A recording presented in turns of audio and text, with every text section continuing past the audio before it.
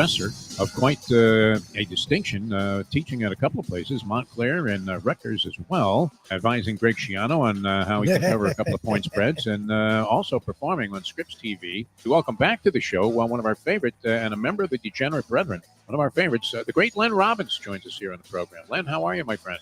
I'm good. You got the intro wrong a little. It's not Rutgers, it's Rikers. Well, appropriate, I guess, especially with what's going on in the world today. The time! Wake up with Defo, joined by Lubie. Welcome to the Defo Show.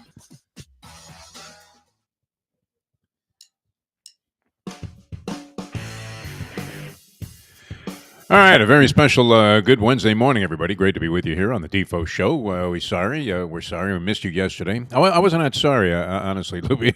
Probably needed a morning to sleep in. Yeah, that was great. You wouldn't mind it, and it was nice to sort of do some kind of a closure on my end, and you missed nothing.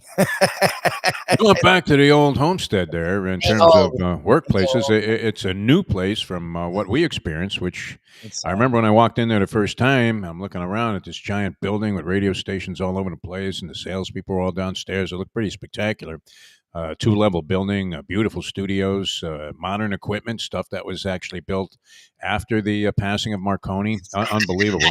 It was a nice departure from the stuff I was used to, even at a high level here, right? WQAM, when I was working there, had really like an old converted Jack-in-the-Box as a studio. I don't even know if it was that nice. They were using the same sound system as they used at Jack-in-the-Box. I said a double cheeseburger. Hey, you sound good today, Demo. It's so funny. That's how all radio stations were. Like, until I went to that building, I had actually interned a couple places. I had interviewed at a couple places, and they all looked like that. And then when I walked into that building, I remember going, holy crap. Holy shit. Ken Charles, who was the PD who hired me, he said to me, well, how do you feel now? You're in the Yankee Stadium of facilities. And I thought, well, it might be the old Yankee Stadium, but it's still a far cry better than what I was accustomed to. And what was really great about it, Lubie, and you know this because it was part of my general philosophy about the business at the time, is you want to be kind of out of the way in a corner where nobody pays any attention to you. Yeah. They're all hustling and worried about the FM stations and how much money they're generating, which you were a part of yesterday. As this is a new thing, though. This is great that. Where somebody with a camera has to follow Mike Mayo around to, like, if he takes a shit. No. I figured I'd go. All of a sudden, he's Ric Flair, this guy. Well, what the hell happened there, Lubie? What'd you end up doing? So you go there under the auspices of you're going to take video of Mike Mayo on the Paul Castronova show, which it's a nice distinction to be on there in the morning, and it's good for business anyway to have this promotion. Yeah. Yeah, because their age group is probably a very similar age group to what follows the Lunchbox. So I figured, look, you've probably been running ragged. I didn't think you'd be so mad. It wasn't one of our days that we do much on this show. Obviously, we try and be here every day, but I figured a one-off, and it was my idea. Honestly, Mayo didn't think anything of it. I was just like, it'd be good to take some video. And I was curious about the new stomping grounds. Oh, so this was sort of a, as you said, like a little piece of closure for you. A chance to get back there and see what was happening. What we are missing now by not being on the radio. We're not missing anything. I text you right away when we described the circumstances there, and I once dreamt of being in this business. That's it's crazy when you see what happened to the whole thing. You have network programming all over the place. Look, sports talk was always big down here, and it grew beyond even the scope of what I would have considered to be successful in terms of the amount of dedicated stations to sports talk radio. And now you have what? You literally have, I think, 3 shows, period, in town. Yep. That's it. Across I don't know. Do we count our old buddy Andy Slater? He's on 640, which is a distant consideration. I mean, if you happen upon it by accident while you're driving somewhere near the Dade-Broward line, you're getting static because the signal doesn't go that far, which is no knock on Andy. I mean, God bless him for sticking in the business. I admire anyone that can work their way through all of the bullshit that you have to go through, especially now when the whole industry is being suppressed by corporate. It's not even corporate greed. It's like corporate, blood is dripping from every pore of these corporations. And why? It's funny because it seems like a lot of it was based on maybe the circumstances, the way society's changed and the media's changed, but a lot of it's just based on their own stupidity. Because they kept making these considerations or lack thereof of local audiences and things like that. And They're paying a price because nobody gives a shit about what's happening in Milwaukee. If you're here in South Florida, we don't care about the Bucks and how they handle the sixth man situation. So, all right. So you go back there, and it's a new building. Where is it located, Louis? The new building. Super Pines. Like you weren't going in anyways, but if you ever had to go back in, you definitely. Oh, west, way out there. It's west as fuck. It's like right off of 75 on Pines. Like the other place. Oh, Jesus Christ! Yeah, no, I would not want to travel there from my location. Yeah, like the other place at least was east-ish. Like it was off the turnpike, off 595. It was a half hour in the morning. You can, especially in our time when we went and then came back. Okay, whatever. Like this place, like for me, I'm out west, so it wasn't horrible. But I thought about that on the way back. I was like, "Fuck, Dave would have not been happy going to this building." And I guess that would have been a requirement because they're no longer letting people work from home. I see Castronova was in there, so unless and he lives way distant away from there, so that's got to be a real schlep for him to have to go down to the studio when he could just as easily set up a thing at home. I mean, we're doing video from home, and it looks fine, and the audio is even easier. So. That's kind of a strange thing. All right, so you ran into some people, and you said they all looked depressed. Is that the deal? No, everyone looked fine. I mean, they looked how they always looked. It's just the building itself. To me, we were spoiled. I know a lot of radio stations were always like this, where they're in an office building and they're one floor, and they're tight for space. We just weren't, and I got you. Yes, there was a lot of wasted space. Literally, the salespeople were never there. They had a whole fucking 3 different floors, like 3 different areas for salespeople. They were never there. They were either not working or they were doing meetings and shit. But like the stuff upstairs all got used, like the production suites, the offices. Like it seemed necessary, but I guess they weren't. Some of the management facilities were not really necessary, you would think. Sales managers, program directors. You didn't run into the former program director we worked under, the lovely Grace Blazer. Not to Grace. I didn't see. I don't think she ever smiled at me in like 12 years of working, except when we were leaving the building. She probably No, they called me because I was home at the time. So you weren't even there. You were lucky you missed that. Yeah, well, I'm happy I wasn't there because it's such an embarrassment. I don't know. They didn't escort you out with security, did they? No. I remember I stayed there for another month just. Oh, that's right. Doing stuff around. We got stuff underway.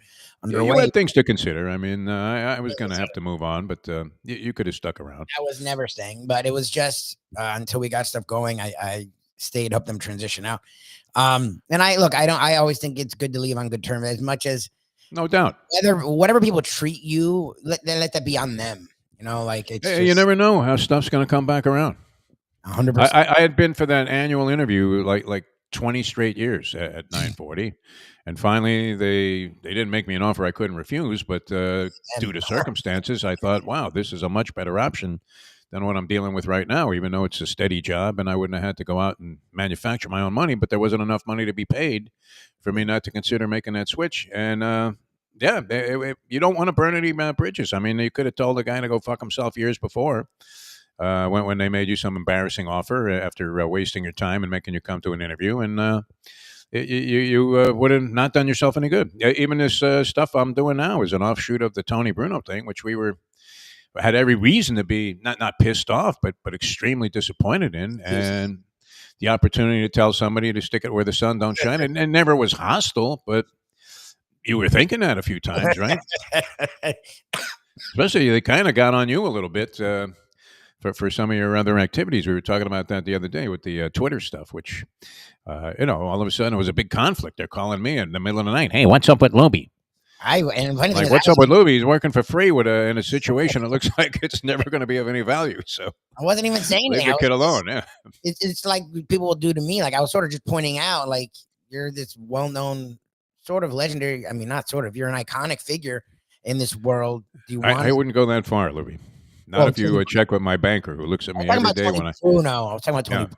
Oh, Bruno, yeah. You are on the local scene for sure. But anyways, Bruno is an iconic figure, and he would post things for the world to see that I was like, I've always been a fan. Look, we were working under him, for him, with him, and I still was a fan, and I was like, do you really want to say this out loud? I never slammed him. I never fought him. I was just like, And he took umbrage. He's like, "What do you mean?" I'm like, Well, he had lost a job based on this stuff. "Yeah." I'm like, "Dude, I'm A not." pretty significant job where he could have rode out the tide for the rest of his life on Sirius satellite radio, and everybody would have said, 100%. "Oh yeah, Tony Bruno still got a show." It's great. Definitely. Yeah. So Yeah. I don't know. All People all right, so you go back, and it sounds to me like you resolved any issues you had about whether this was something that you still wanted to be doing. I mean, you might want to be doing it on the basis that we were, but if it was going to be, a complete disaster, uh, I don't know. I mean, as much as I love radio, I absolutely loved radio. I always wanted to be in it. I love the sound of 100%. it. I still enjoy. I would enjoy listening to it, but there's really not much I don't. there. And I would say I don't want to knock anybody in the play-by-play category, but many people share the same opinion that listening to games here in town is not necessarily where you're thinking, "Wow, this is the epitome of what Vin Scully brought to Los Angeles."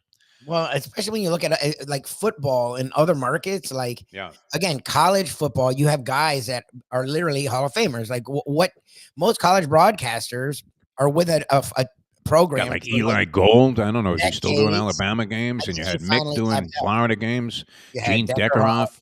Like it's yes, they're homers, but they're also just recognized for what they do across the sport.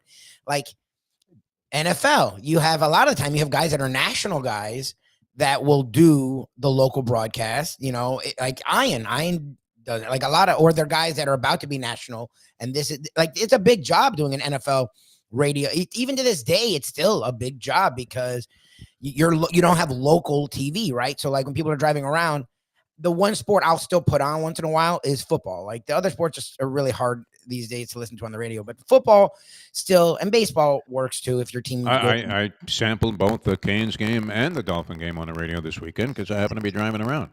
And that's why you have this opinion. But like, Well, I've had that opinion for a while, but it's just sad. I respect all the broadcasters we have. I know it's not an easy job. nothing but massive respect if you can do the job and get the job and keep the job. And it's not just blatant nepotism or something along those lines, like might be the case with Bronny James. The Bronny thing. I can't believe he got on the court last night. Well, they had to do it. It was not of any great significance. He did take a shot that I saw, and he did have a pass also, but he ended up officially his statistical line. I want to say he only played like 3 minutes in the game, but he had one rebound. That was his only contributing statistic. One rebound. If you had over under a half, Bronny James rebounds, that probably was a prop bet because you could have bet just about any fucking thing in that game, Lubie. This is where the NBA differs. I guess football has this kind of in-game minutia prop betting.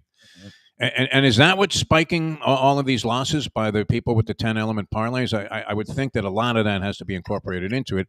Because if you even look at FanDuel TV, which I do naturally since they put the horse racing on there, it's probably, I guess, when there isn't a race, they used to be on some track like 10 minutes to post time. Now, boom, that's gone.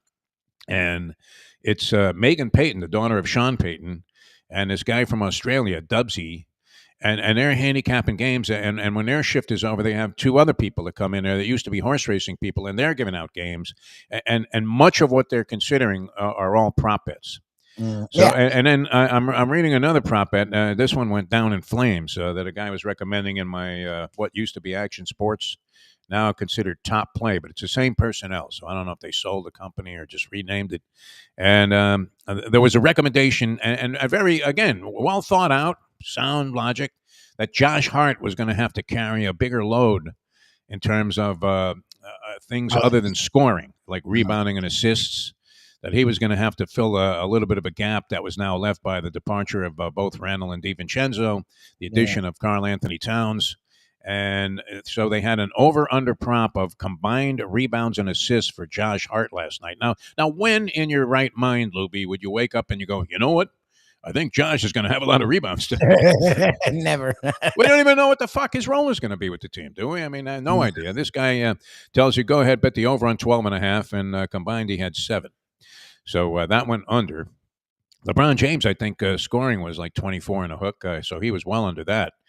And what you did see with that Laker game was Is it possible that J.J. Redick figured out what no other coach could clearly see before him, and that was that everything should revolve around Anthony Davis while he's on the court? And just go ahead and key off of him. Let LeBron be at 40, whatever. He's almost 40, 22 years in the league. Yep. It's 22nd season. Let him be like an outstanding, not necessarily role player, but not the focal point of everything that happens on the court. Yeah, I mean, he should be. Anthony Davis is on younger, offense. and Anthony Davis fits the modern game. He's a big that can stretch the floor, and he also can defend 1 through 5. Yes, and a lot of the time, as we know, when it comes to bigs, getting them involved offensively is a big part of getting them involved defensively. So, yes, but LeBron would always say that. So I don't know why they didn't do it before. What are these guys looking at? I don't know. So now that was a plus if you were a Laker fan. I thought the Lakers were live in his spot. And yet I also thought the Knicks, I mean, wasn't this one of those classic cases where the defending champion was going to have its ceremony after a long summer? I mean, this was a giant relief to the people in Beantown that they finally got back into the championship circle, and they had this nucleus there for a while, and they gave them all the money in the world, extending them out there. Jaylen Brown, there was speculation he couldn't play with Jason Tatum and vice versa. And finally, they got these guys into some kind of symmetry last year that was unstoppable, as it turned out. And you're thinking, all right, they're going to get their rings. It's going to weigh them down a little bit. They're going to open up the casket of Red Auerbach and see if there's still any blood flowing through the veins. And then they're going to lay an egg, like a lot of teams do in this spot. And the Knicks determined, I mean, if there was ever a time to have a season-opening statement game, Lubie, was this not the occasion last night? Oh, for the Knicks, Thibodeau working them like dogs in dungeons somewhere underneath Madison Square Garden, making them dribble 24 hours a day without eating, all individually while in solitary confinement of some sort, but being overseen from above by the guards. Work. I love Len, but Len last week, it's a different Thibodeau. I'm like, what are you talking about? They all were hurt by the second round of the playoffs last year. Like, didn't they have like 5 or 6 guys hurt by the second round? They were carting them off one after another. It's like, what are you like? He's the same Thibodeau. How much is he going to change? I mean, does he strike you as the kind of guy that's open to change when you see him physically? He's an old schlep. Yep, 100%. Hunched over there in some ugly sweater that even Lou Carnesecca wouldn't wear. Exactly. And sure enough, well, I don't know what happened there. I mean, look, there are a couple of theories that you could have used. One was that the Knicks were a relatively new configuration, and they were going to have to get used to some kind of symmetry. You would think that would be the purpose of the preseason, Lubie, no? Yeah. But in the NBA, the preseason is as meaningless as it is in any sport, if not more so by an exponential margin. Yeah, they were ahead of the curve. I mean, the NBA, I remember going when I just got into this game, that's what they would do is send me to Heat games a lot of the time. And like, I would be super excited, but then it would be like, it was like a G League, like guys, like I remember sitting next to Scoop and some other guys, and I would just listen to them talking, and we would talk ourselves into, it was like what I did with Summer League, where you talk yourself into how good these players are. And this guy's going to do this, and this guy's going to do that. And then you would never hear their names again. No. It's who's the Serbian guy that we got there? And not Doncic. Who's the kid that's supposed to be so great? Jokic, yeah. And I don't know. They've been saying that every year for like the last 10 years. How long has he been with the team? I think he came in with Glenn Rice, this kid, and they're still waiting for him to blossom. He may well do it. I hope he does, because he got better last year. He became at least something they could use, someone. But every year they tell you, wow, they got this guy. You're going to love him, yes. man. And then he does nothing. I would have felt this way though. I bought into this line of logic, and I would have been willing to take the 6 or 7 points, whatever the game went off at. I think it was in that range. And think here are the Knicks. They have all of these new guys. You got Karl Anthony Towns, who wants to prove that he's going to be a worthwhile addition to the club, which all logic would point to that being the case. Got Brunson coming off a great year last year where they fell short, and you could see this guy he is laced with determination. Is he not, Jalen Brunson? If ever the cliche applied, I even hate to say this, Libby. Can you say it for me? The thing about the chip in the shoulder. Because I cannot bring myself. He's proving something to the world. He's been cast down and is going to show you, darn it. Who came up with that, man? They ought to be taken out and shot like Gary Gilmore. Get out of here, man. Anyway, but he does. I mean, if you're looking at body language, me and my horse body language again. But if you see Brunson, does he ever look happy? No, never. No, He looks like even if his team wins by 40, he's going to go in, look at video, and just go Zapruder like on the one mistake he made. Like, holy shit, this guy just all he wants to do is win. The song applies. So you're thinking, all right, this guy's going to have him. Brunson will have him motivated. He had a good ball game last night, but they were hopelessly out of it almost from the beginning because, as Andy pointed out, the Celtics made every shot. Yes, I will admit that with a new episode of Deadliest Catch rivaling that game in terms of TV time, it was hard for me to focus on that, especially when very early on. See, would you rather be out of it early, Lubie? Because my theory went to shit right away. It really did. It just went to shit. Because I thought, okay, here are the Knicks. They want to immediately come out and establish that, you know what, Boston? It ain't going to be easy. It's not going to be easy to repeat. In fact, we are going to haunt you all the way through the season. Any head-to-head matchup is going to be a bloodbath, and you guys are going to be lucky to survive. And isn't that Porzingis on the bench, Mr. Fragile? Yeah. So try and beat us without him. What happened? That didn't happen at all. Fucking get shellacked. That was fucking weird. You said you're right. Remember after they won the 2006 title, the Heat's first title, it was a huge night. I think I was in the building, and they were like playing the Bulls. And it was like, okay, everyone was raring to go. And then they lost by like 30. Lost by like 60 points that night. How many times? We've seen this happen more often than not. I don't know what the statistical data is. We'll have to check with Mark Lawrence. A number of times teams have won a championship and then been blown out in their home opener whenever they had the ceremony. And or their opening night. They just came out and looked like absolute garbage. And so that was in play. I mean, how are the Celtics going to hold it together? And then part two of the theory is that the Knicks want to just dog them all year. And this would have been a perfect opportunity in front of all of those chowder-eating putzes in Boston. Sorry, Leslie. Apologies to Leslie. She did my show there, Conversations. It was brilliant. And here I am dogging the Boston Celtics. I'm sorry. The ceremony, too, was a bit of a drag, huh? They really did. They stopped just short of wheeling out Bill Russell. And Havlicek's body was exhumed. Well, look, and when my friends who are Knicks fans, and I wasn't watching it, I forgot it started, and I can't stand either team. So and the later game, the T-Wolves are going to take a major step back. I don't know what that move was, but to say, all right, Edwards, you're next, I guess. Figure out where you want to go. Because, I mean, I don't lose getting rid of Towns for what they did. They're not going to be a better team. Didn't seem terrible. I mean, I've heard people that are usually skeptical and are inclined to just take one extreme opinion. Yeah, the Knicks got fucking robbed. Yeah. And they're saying, well, this could be a trade that is advantageous for both teams in the long run. Is it possible? Look, Edwards, I think, already took the step forward last year. He's their main guy, but he had a nice two. And now, like, Randall puts up nice regular season numbers, but he misses a lot of time. He always gets hurt in the playoffs, and he is usually non-existent in the playoffs. So, like, to think that he's going to replace Towns, and then this DiVincenzo love, I think, is fucking weird. Like, the guy was sort of all year. He had, like, a really nice series versus the Pacers, but otherwise, he didn't do much. Like, I don't know. I think they're going to take a major step backwards. That was a weird move for them. So I didn't watch it at all, but my friends were watching. They're big Knicks fans. And look, the Knicks keeping Anunoby, keeping Hart, going and getting Bridges, made them to be a top 6 roster. And we'll see. Because again, Anunoby is always hurt. And he's one of those players that people don't know him enough to know that he's always hurt, but he's always hurt. And Bridges is a player that like was ascending and then plateaued the last couple of years. But again, he was on a Nets team that was sort of meandering. So he has a lot of potential, but who knows what he is. So that's what they were. Then they go and get the Towns, make the Towns move. And that to me puts him as a top 3 roster at least. What'll they be? I don't fucking know. Because Tibbs, you never know with him. He's a really good coach, but he beats the living shit out of his players. So like at some point, early playoffs, they usually just collapse. So, but at least it makes them a top 3 roster. Celtics, best roster, at least in the East. Okay, gonna be a war.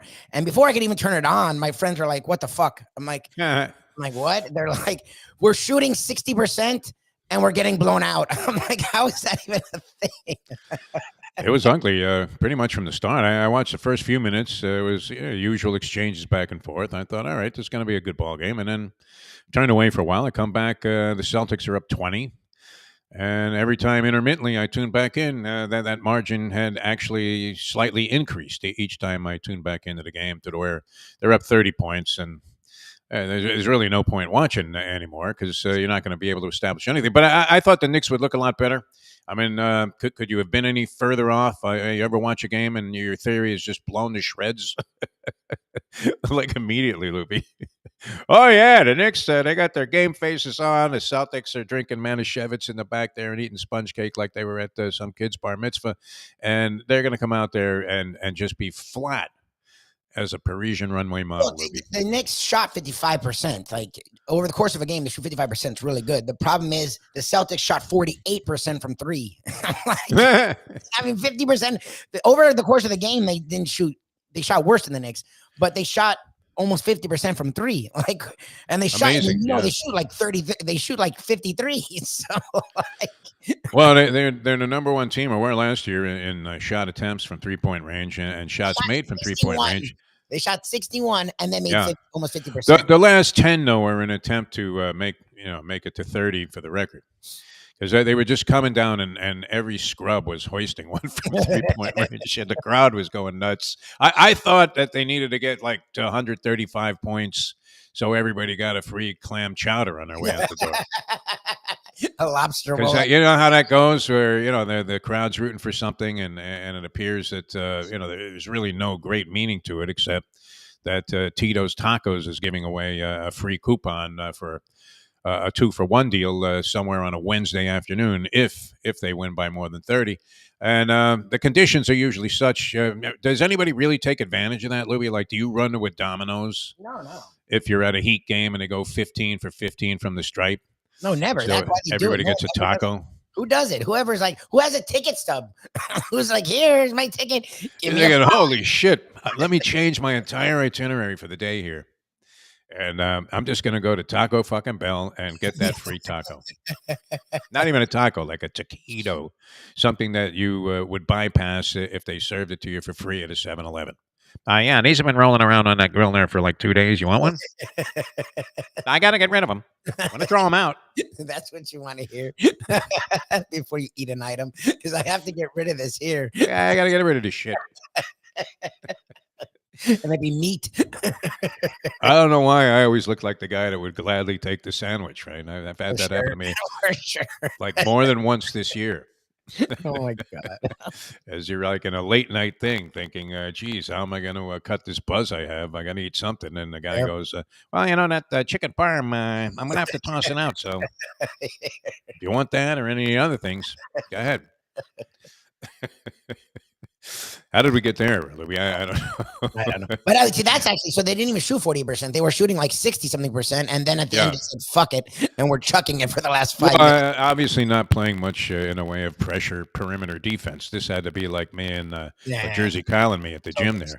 LA Fitness, the last time I played basketball, when it was prescribed before the game that it was only going to be token pressure. You know that. That's like still 2 feet away. The guy could get any type of a shot off. He's not going to have to give it the old Wayne Embry and take a hook shot from the baseline there, or Tommy Heinsohn.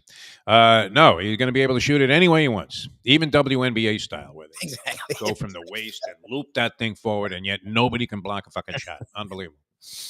They don't have to block shots in the WNBA. It's all bricks. All bricks all the time. Do they sell a brick at the souvenir shop? They should. You just walk around with a brick. Yeah. Way to go, Caitlin. You just show it constantly. Hey, she's 7 for 21 here. They're putting up like Iverson numbers, and everybody's like growing. Oh, my God, the advancement of the women's game. I don't want to get into that. Let's stay out of that one, too. All right, so anyway, very disappointing. A dead flat performance by the New York Knicks last night. The Celtics all of a sudden look like world beaters. It is one game of the WNBA season. I'm sure when Scoop Skolnick joins us in a few minutes here on the show, he would probably caution you not to overreact to the one game. I was getting texts from our good friend Troy West, who joins me on several gambling endeavor shows now, And he was saying that Windhorst, of all people, Brian Windhorst, he had just sent in a bet on the Knicks taking 7 points. Oh, Jesus. Also buying into some of the theoretical stuff that No, just logic. proved to be false immediately, to the point where, like, you should never bet another game again or theorize about anything. Right? Man, well, I think the Jets are going to run the ball. No, you should not be allowed to say anything ever again if you bought into the idea that the hungry Knicks were going to go and beat these fat cats who have been just laying around and being celebrated all off season. It's almost as if they don't need to win another championship, like the Cubs, because they did it. They broke the curse. And I don't know, will they do it? Jason Tatum might be the coolest cat I've ever seen. Is he really like that, or is he on some kind of I don't know. Xanax derivative? I have no idea. No matter what the circumstances, the guy just acts like he just had lunch and is talking to the person in the parking lot. Tell him, hey, we'll see you later. I mean, could he be any more casual about this shit? I don't know, Lubie. Yeah. Interviews with him are radically different than the usual stuff you get. Yeah, we're going to go out there and fucking kill him. I fucking told you. We were He's better. very laid back. Yeah, he is very, that's true. He's very like reserved, take it as it comes. Like in the whole Olympic shit, he never got weird. He never had a bad quote. He didn't play for like weeks. Oh yeah, they sat him. He's like, oh well, you know what? They were playing his teammate who was like a sixth man. I mean, I know Derek White's become their third best player. I mean, he's a sixth man. And he was like starting, and Jason Tatum. They'd ask him, hey, you pissed off, you're not playing, and he'd start singing the national anthem. Yeah, great. It's like America. All of a sudden, he turned into Kate Smith. God bless America. Land of the free, my friends, at least for another couple of weeks. I'm a little concerned, Libby, I have to tell you. All right, a couple of other things here. The Heat get in action tonight. We'll get into that with Scoop Skolnick, who's going to join us here in a few minutes on the show, so that'll be great. Sure. Take on the Orlando Magic, a team many people think are going to achieve great heights this year. They were interesting. Showing signs, yes. A young team, a nucleus, and, very much like the Oklahoma City Thunder, teams that get little consideration from the national media and the local fans here and even the local fans there. Although I would think Oklahoma City is an extremely popular entity, since there's nothing else going on there, right? I mean, what else is happening? Have you ever in your lifetime, Lubie, said to Shirley, you know where we ought to go? Oklahoma fucking City. No. Orlando, never Oklahoma City. Trust me when I tell you this, and I know this firsthand and then now vicariously through my son. The last place, I mean, Legos for me, when Jesse was playing with Legos, which was a brief period of time, fortunately, for my feet, which are bad enough, as you know, having already spent 5 days in a hospital due to like weird feet atrocities. All right. And, actually, my toe's starting to look like the foot of that guy in a leper colony in the Papillon movie. Jesus. Crazy stuff. Yeah. I mean, it's treacherous, right? It's rough out there. But you go to Legoland. Yeah. I mean, how many Legos did you get spiked with in your lifetime? I haven't. Well, you never had to deal with this. I don't have kids yet. My nephews do love Legos, but my mom's like sort of crazy about making sure they put them away. But when we were kids, we did. I was big into Lincoln Logs, but yeah, they're literally there to just hurt the parent. It's like a fucking weapon. It's crazy. Yeah, I mean, there have been other toys in the history of toys that have been very, very dangerous. Little cars. The little cars are like that too. Yeah. Oh, the cars. Transformers was the worst. Because you leave every bit all over the house. But when you go to Legoland, the kids go flying to the merchandise section, and they're funneled right through there. So you're out like a couple of sticks right away. And then they paddle your feet like you were in Midnight Express. Remember the evil guard? When he was like, that's how they, really gave it to people. They would set them up so they were defenseless against these, just massive strokes on the bottom of their feet. And that's what they do to you when you go in there. So you're pretty much relegated to a wheelchair the rest of the time, which you have to rent at great expense. Exactly. So, Legoland, yeah, that's and that's a favorite of kids. I think they prefer it over Disney World. And I guess the other favorable aspect of Legoland is that it's less complex. You know who would know a lot about this? Scoop Skolnick. So Oh yeah, he's raising a daughter. I'm sure he has to do with and she looks like she likes to do everything. And sometimes when you're like the single parent or you're separate from the mother of the child, in the case of a guy like Scoop or me, um, you end up you're kind of the entertainment, where you're the one that's always going to Disney World. You're the one that's taking that kid to a variety of entertainment destinations, and then you do become a little bit of a favorite after that. Although that wasn't the case, I don't know how it is with Scoop, the dynamic, but he is always taking his daughter on these kind of adventures. So we'll ask him to rate the theme parks in Orlando before he gives us his opinion of the magic. All right, before we get into the magic here, and they really they really are coming around the last couple of seasons, underrated. How about Legoland, Scoop? All right, he's standing by, so this is good. We'll come right back. Scoop Skolnick, we have a lot to explore about the current status of the city of Orlando. Back with that in a moment. Now that that's where we're going. I'm sorry to wake you up for this, Scoop. sorry, Scoop. Yeah, you're in the background now. You might want to exit. It's 8:40. There we are.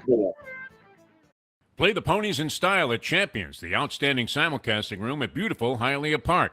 Yes, the grand old lady of thoroughbred racing has never been more vibrant, and you can wager on the races from the top tracks around the country while enjoying a cocktail at the Brass Rail Bar or any of the fine food served throughout the facility. If poker is your game, you're covered in style, and you can play all your favorite Vegas-style games, including blackjack, craps, and roulette, in Hialeah Park's sizzling hot casino. Get a player's card when you walk through the door for all kinds of generous amenities, including our favorite, free play, when you come out to the ultimate casino and entertainment destination, Hialeah Park. These days, we're all looking for comfort anywhere we can find it. Thank goodness for Landlubbers Raw Bar and Grill in Plantation, because they are making sure you are as comfortable as possible. First of all, they're not only open for delivery and pickup. All you have to do is go to landlubbersbarandgrill.com for both pickup and free delivery. You're going to have the best wings in the world.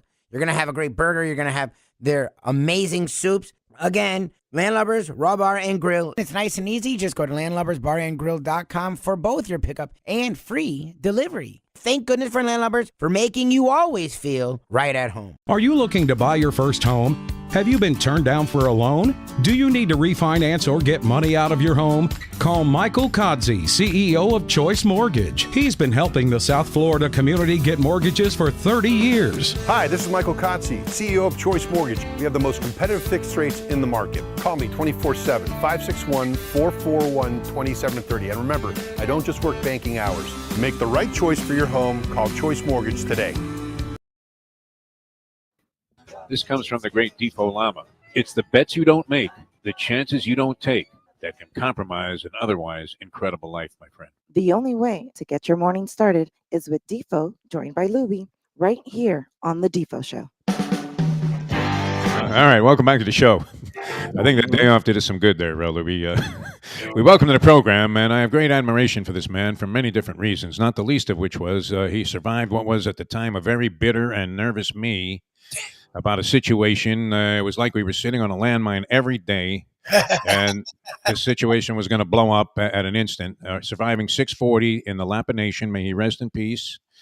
And then on top of that, like a lot of stuff was going on in your personal life. You shrugged that off and turned it into a tremendous positive, and you've worked everywhere. And then when they turned their back on you, you said, hey, fuck you, I'll start my own thing, and are having great success. So we welcome you for many reasons. Our deep admiration goes out to Scoop Skolnick for joining us here on the show.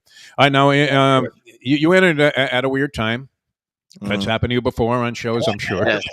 Yes, particularly this one. Yes. Oh, I would say this one. So before we get your complete, more so than any other, yes. Yeah, your complete and distinct dissection of the Orlando Magic and their chances of winning the season opener against the Heat tonight. We got on the topic of Orlando somehow, and you, no doubt, you are the key guy. You are the entertainer in the relationship with your daughter, and I know she's entertaining you. But have you been dragged to all of the theme parks? I want to say in Orlando, in your quest to raise your daughter in the fashion that she's obviously prospering in, because she's seems like a great little kid. Yes, I think. Let me start here. You mentioned Legoland. We have been to Legoland. Okay, now do they paddle you? This is what my son told me, that they take a fucking paddle with a bunch of Legos on it and they bash your feet like you're on Midnight Express. The kids go right to the merchandise section. Well, no, I mean, going to the merchandise section is the equivalent of getting paddled, but I It's don't. fucking painful. I mean, let's be honest. I don't think that's been done to me physically. I will say Legoland has they have some nice features. They do the whole cities thing, and it's like you can see basically it's like a park of like Do they have Legos, Vegas as one of the cities? Lego cities. That's right. They got Vegas. You can sit at the blackjack table. No, so that one's quite nice. She used to drag me to Disney, but I'll be honest, she's not really. We've done all of them. We've done Oh, that's great. Kingdom. Wave that off. Yeah. We've done. She's not. She prefers Universal. She's a roller coaster girl. You know. What about you? I mean, Daredevil Jew. I don't like roller coasters. I know Lubie will go on one. There are no Daredevil Jews. The only Daredevil Jews are those who choose to eat anything but Chinese food on Christmas. That's it. It's not. I am not a Daredevil Jew. I don't like roller coasters whatsoever. So she. You know, we have to be accompanied by somebody. No, I'm just. Life is enough of one. I don't need. I really don't need to puke on the side. Like what is the fucking brilliant? Yeah, now that's brilliant. You know what I mean? As always, you come up with the exact precise wording, concise on top of that. A period follows it, and we're on to the next paragraph. All right. Let's get into this Heat thing because Louie's chomping at the bit here. I know he probably has a zillion questions for you, which is great. All right, where do we stand? I'm feeling nothing special, nothing especial. Not that I feel like the Heat are incapable of doing something, but does it seem like, much like the question is, hey, is Tua going to be this kind of quarterback? What Jimmy Butler is going to be playing for the Heat in the regular season early stages? The first thing is it's good that the Dolphins season has again ended before the Heat season started. So it's just nice. At least you don't have to dedicate a lot of wasted hours to that. That nice of them to clear out of the way, which is what's I was trying to think of it like how many times has that happened? A lot. I feel like where we're like okay, the adults are in the room. Let's At least we have Pat Riley. I always think that. At least we have Pat Riley.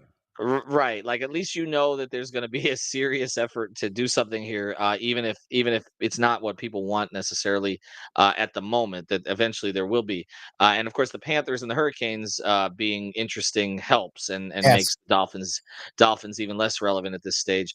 I think when I look at this team this year, I think this is going to be a more interesting regular season than the past two. I don't think this is a championship contender. I don't think that they think this is a championship contender. As someone said to me in the front office, we're not delusional. We saw what a championship contender looks like last night, and I don't really know how you get to that level this year. I also don't think this is a hopeless situation going forward. I think this is the best collection of youngish players that they've had since probably the 03-04 team. Wade, Odom. When you had Wade as a rookie, you had Odom coming in for the 1 year, you had Karan, and you had UD also as a rookie. And I think that you look at that core four, it's pretty damn good. Obviously, they flipped two of them, and that brought in Shaq. I think that they are, like I said, I think they're going to be interesting. I think they've got a lot of different directions they can go on the court, and I think also off the court if they choose to pivot beyond Jimmy, which could still happen. But I also like what he's brought this preseason. I think this was a very successful preseason for them in a lot of different ways. First thing, they're healthy. How long that lasts, I'm not sure. But the two guys they were most concerned about, Duncan Robinson and Terry Rozier, was the kind of injuries they had towards the end of last season. Both of those guys look physically fit. So I don't think there's an issue there. Jimmy, as I said, after being late to media day, next time maybe schedule the flight 48 hours earlier. But after that, he said the right things, but more importantly, he did the right things. I was in the Bahamas. I saw the way he interacted with teammates. He wasn't doing it for the cameras. Saw the way he's acted on social media. He looks like, look, if he's angry at anybody, it's probably good. I mean, that's when he gets most motivated. If he's angry at the Heat, it's probably good, actually, because of this a contract year for him? Yeah. It is, and he has said This is the last year of his current contract. well, and he's made it known kind of behind the scenes, and I've heard this too, that he won't sign an extension with the Heat at the time. We'll see what happens. I think he's the type to be stubborn enough to stick to it. I've said that, but they think they're going to get contract year Jimmy, and I think they think that's a good thing. Bam, you wanted him to expand his game. He's expanded in all ways, not just the three. I just think that you're really looking at, okay, the next level. Bam, I do think could come this season, and then Tyler.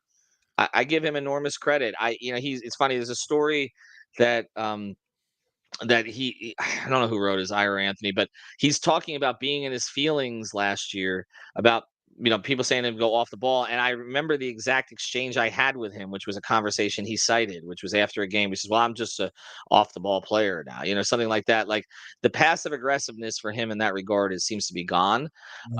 And if he can lean into what they want him to do, he can be very good at it.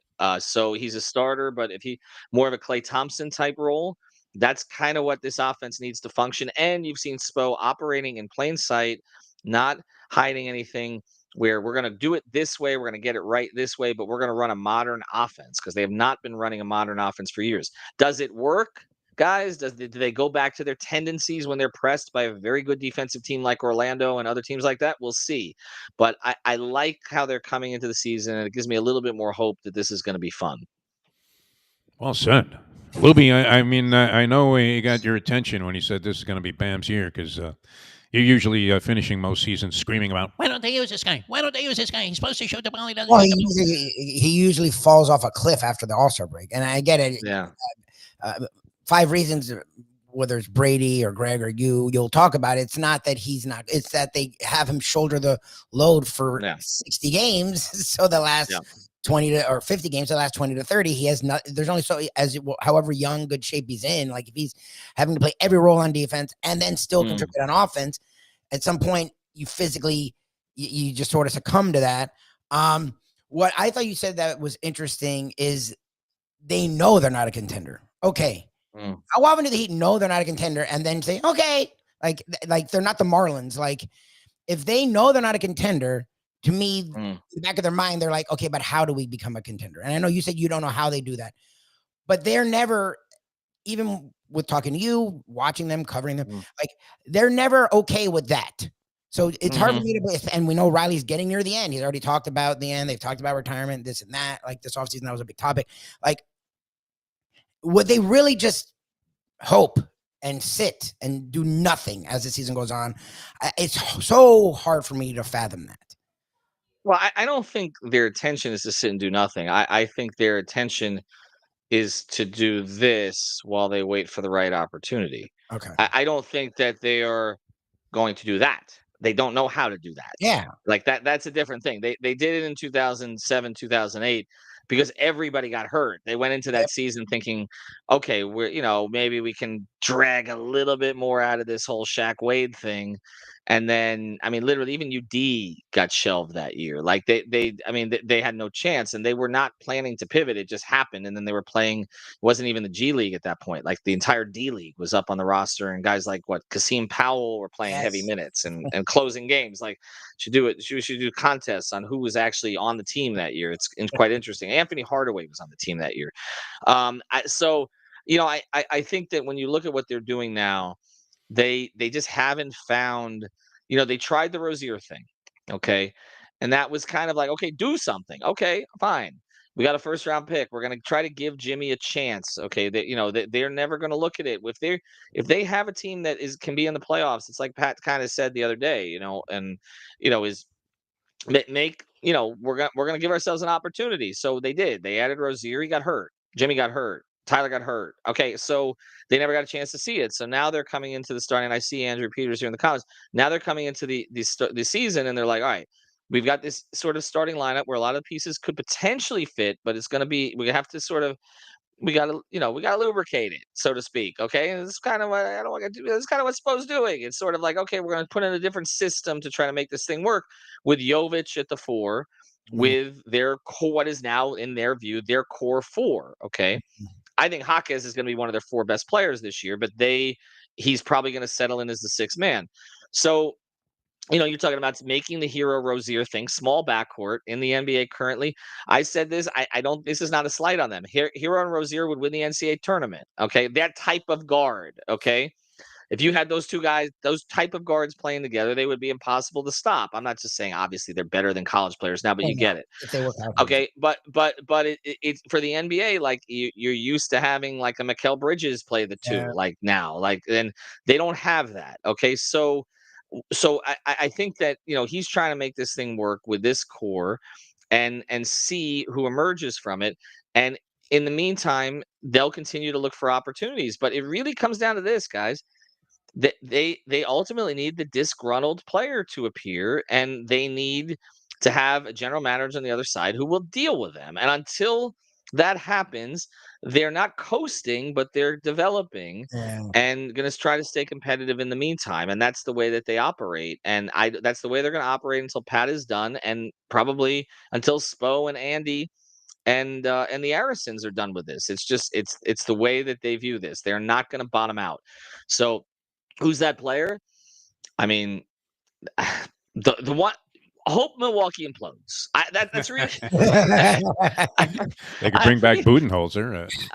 Well, I just they brought Doc in, which means Yeah. I mean that it's not going anywhere. So I just hope Milwaukee implodes, because Giannis is starting to say the things. He's Yes, he starting to say is. the things, and it feels like he's kind of setting the stage here a little bit. And I just look around the league, and with Mitchell extending,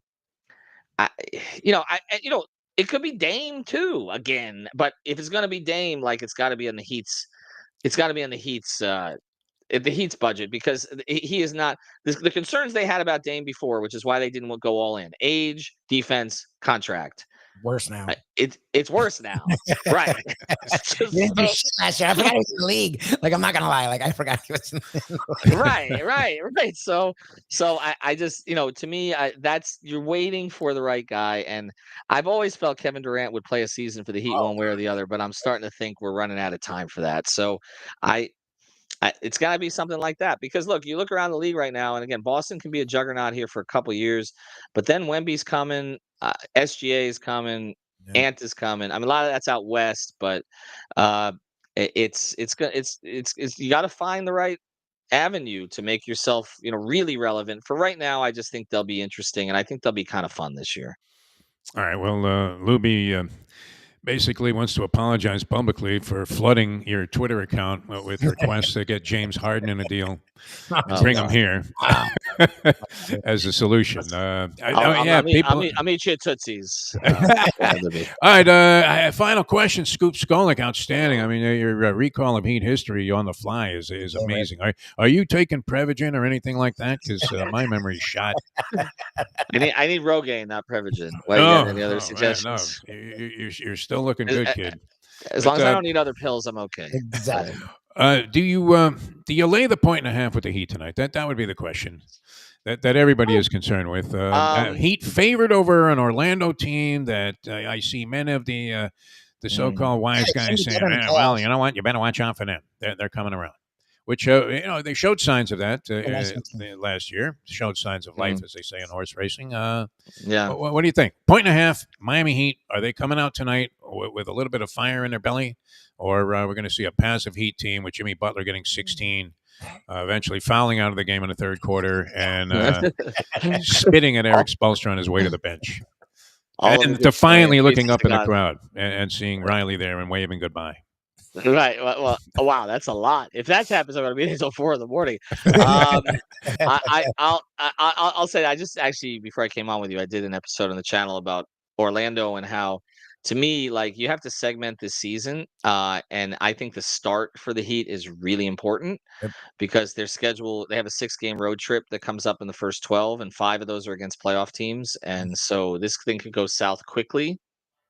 And if it went south quickly, then I do think then we're going to start to hear some of those questions about pivoting. But I also look at Orlando that way.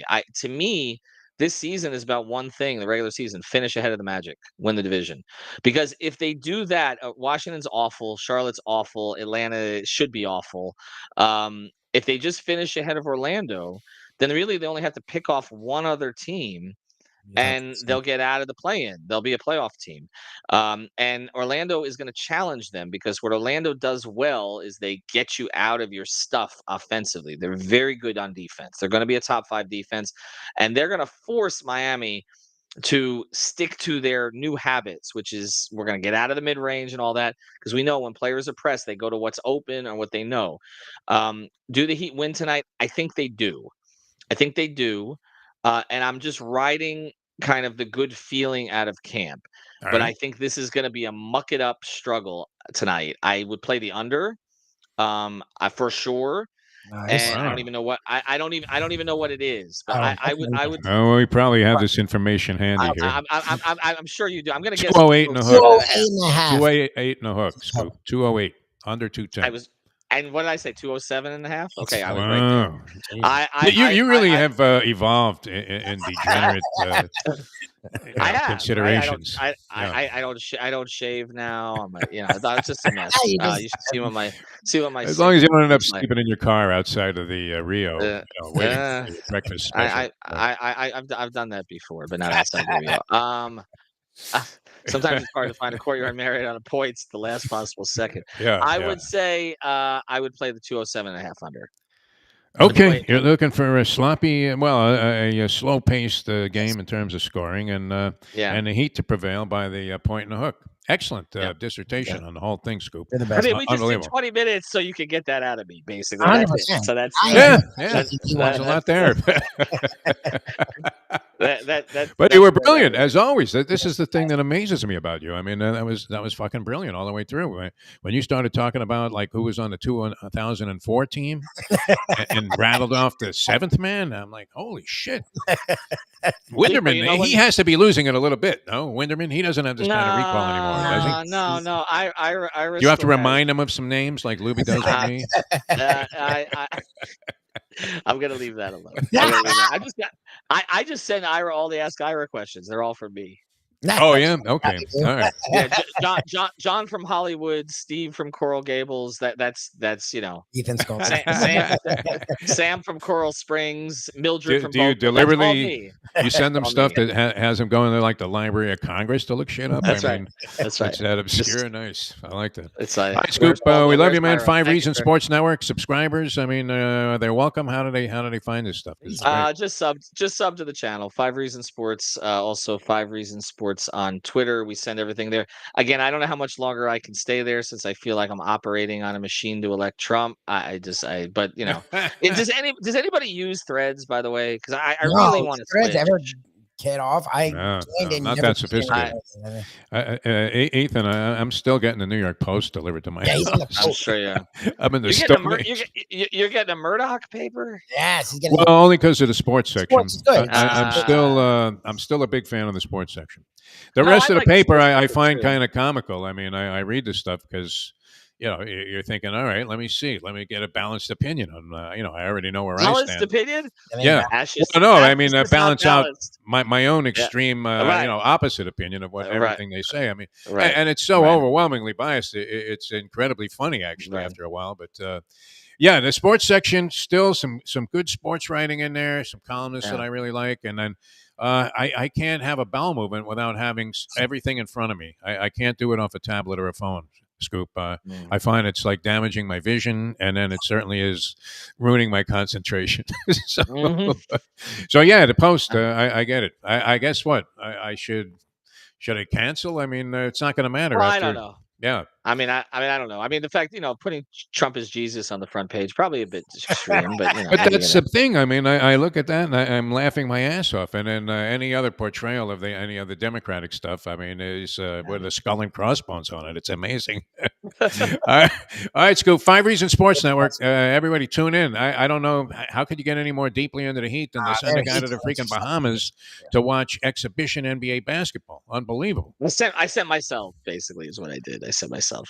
All right. Well, that's a good way to do it. But I wasn't going to pay the $431 though. Yeah, you cannot. By the way, at Bahamar, like, you can't even eat lunch for $100 by yourself. It was just insane. Oh, in the Bahamas? Yeah, no, that's insane. It's crazy. Those resorts. Yeah, I mean, when unfortunately, might be involved with some people that could be borderline alcoholic, and we're there on a freebie. And I got the Mhm. tab for the bar, which they take no cash anytime. So they're ringing up Mhm. all of those pina coladas with the extra floater. Oh my God, Scoop! I almost didn't make it out of there. Well, I'll tell you this, Defo. I decided to buy Andy a drink while we were down there. Yeah.